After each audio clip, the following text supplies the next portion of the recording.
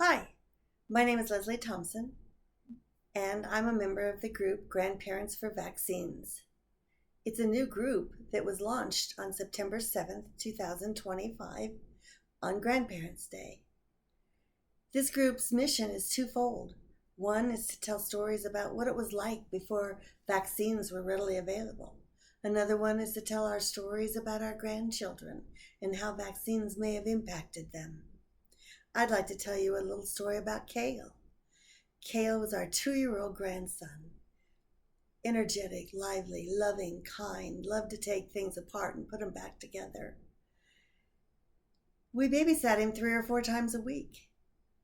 And one day my son called me and said, "Mom, Kale is just really sick." And I said, "Well, watch him. And then maybe take him to the doctor later in the afternoon if he doesn't get better." He didn't get better, so they took him to the doctor. And at 3 o'clock in the afternoon, the doctor said, "I think it's just the flu," gave him a popsicle, and they were going to send him home. My daughter-in-law noticed a rash on his arm, called the doctor back in, and the doctor said, "Oh, we better do a spinal tap." So they did a spinal tap on the little guy, and it turned out to be meningitis. So they rushed him to Children's Hospital in Denver by helicopter, and 12 hours later, he only had a 2% chance of survival. He did survive for 5 days, but on the 6th day, his little body finally gave out from this horrible bacterial infection, and we had to go in one by one and say goodbye to our little Kale.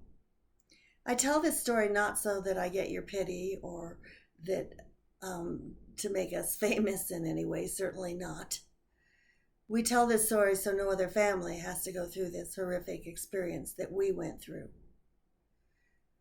If the 11 and 12-year-olds had gotten the shot that was recommended, then perhaps herd immunity would have protected our little Kale, since it wasn't recommended that Kale get it at 2 years old.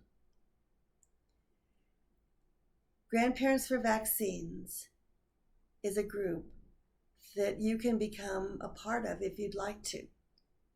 The website is https://grandparentsforvaccines.com.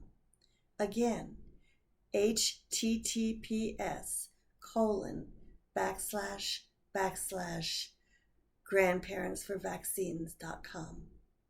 Come join us and tell your stories. Thanks for listening.